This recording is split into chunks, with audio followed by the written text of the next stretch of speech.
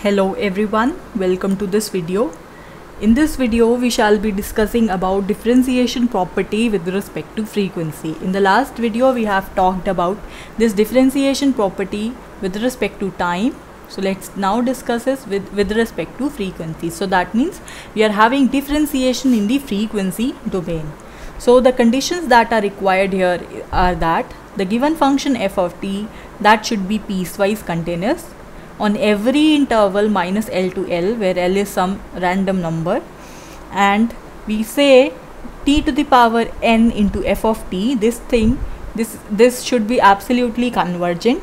Then this is our property that the Fourier transform of t to the power n f of t is equal to iota raised to power n capital F nth derivative omega. Or basically you can say this is the more precise result describing this property, differentiation property with respect to frequency. How? Because when you take the inverse Fourier transform of the derivative of the function, you obtain minus iota raised to power n t to the power n f of t. If you remember, when you apply the Fourier transform, in the previous video we have discussed this result. If you apply the Fourier transform onto the derivative of some function, so then you obtain iota omega raised to power n capital F of omega, where this capital F of omega was what? It was the Fourier transform of the function f of t, right? So that means whenever you have the derivative here, you multiply by iota to the power n. But in this case, when you have the derivative in the frequency domain, so you multiply by t in the time domain. So you can relate this accordingly. Or in conversely, when you wanted to talk about this forward Fourier transform, so you can say that when you multiply by t, you have the derivative in the frequency domain. So in order to justify this property, let us see what are the results when you have the first order derivative and the second order derivatives. So when you have the first order derivative, so suppose the Fourier transform of the function f of t is capital F of omega, so we can write down the definition of Fourier transform of f of t, which is this one. So accordingly, our first derivative becomes equal to d by d omega of capital F of omega. So we can apply this definition here, and then we can interchange the limits of integration and this derivative. Why? Because this integration is performed with respect to t and the derivative here is with respect to omega. So accordingly we can interchange them, and now because we are to take the derivative with respect to omega, so we only will perform the derivative of this particular term. So here when you take the derivative of this term, so accordingly the coefficients iota and t, they will come as multiplication in the multiplication, and all the other terms, they are as such, right? So that means you have minus iota into t f t to the power minus iota omega t. Now if you look at the definition of this Fourier transform of some function f of t, so accordingly whatever is the function here, that forms the Fourier transform of the function f of t. In our case we have t f of t here, so that means you can write this to be the Fourier transform of t into f of t, right? So we have f dash omega is equal to minus iota f of the Fourier transform of t into f of t. So let's match the results here. So when you have the power 1 here, so that means we are writing which result? This result. So when you have the power 1 here, the first derivative, so it would be equal to minus 1 iota raised to power 1 t to the power 1 f of t. So that is the same result that we obtained here.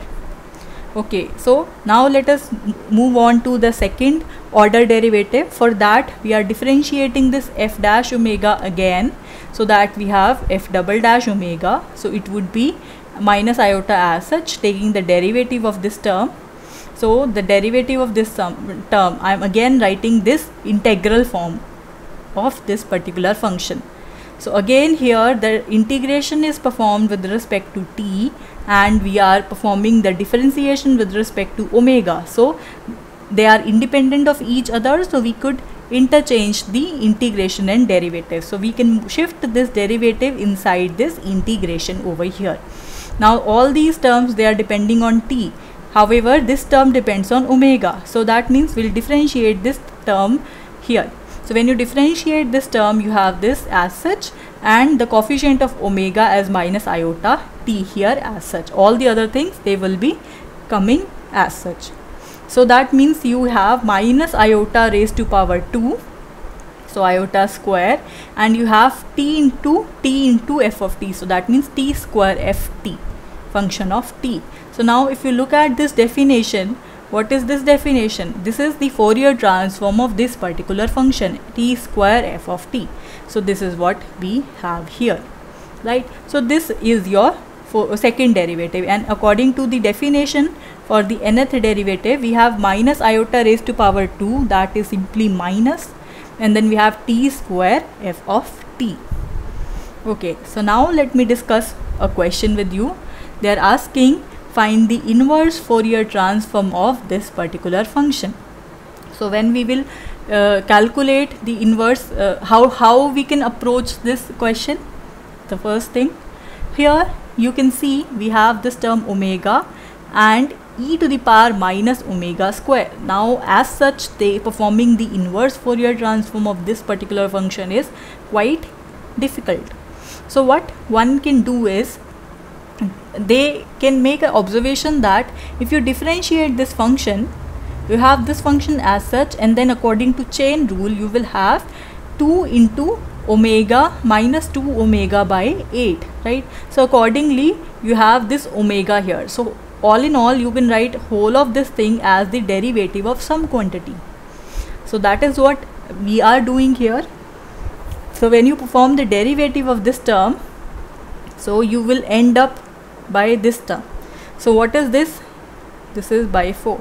So you can replace omega into e to the power minus omega square by 8 as equal to minus 4 into d by d omega of this whole thing, right? So I have separated out this term, and I am substituting the value of this as this over here in the given function. So that means your function now becomes minus pi as such, 4 root 2 pi as such, and then e to the power minus omega square by 8 in place of all of this. So in place of this term, I am now substituting this term, right? So it become this. So from here you see this 4 and 4 cancels out, so we have this thing.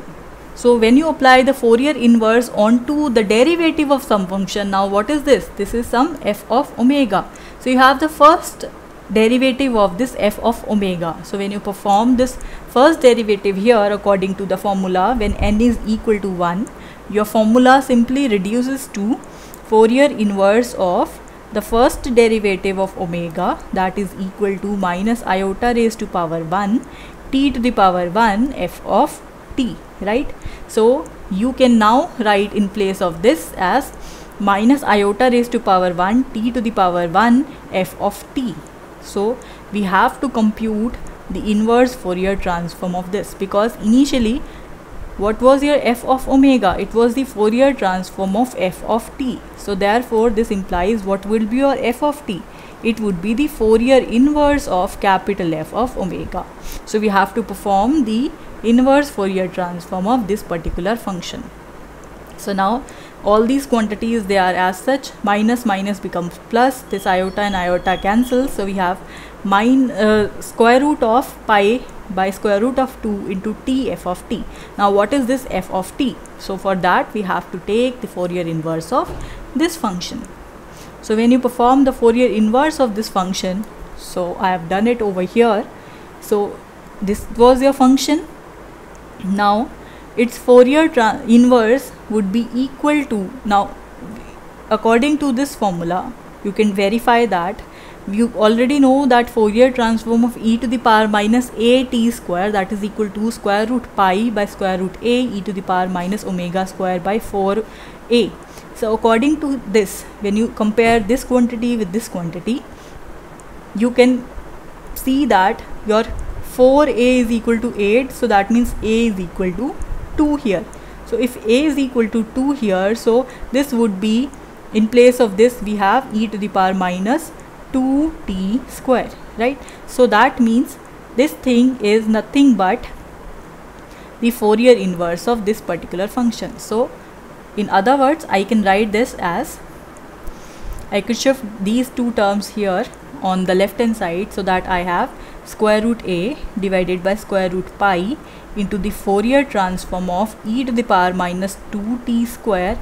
Our a is also 2, so we have square root 2 here, right? This is equal to e to the power minus omega square by 8, right? So using this result, so from here I can conclude that the inverse Fourier transform of this thing is equal to this function. So utilizing this value over here in the expression, so you see we are left only with this term, which is t into e to the power minus 2t square. So this is the inverse Fourier transform of the given typical function, right, which we have solved this by making use of this differentiation property.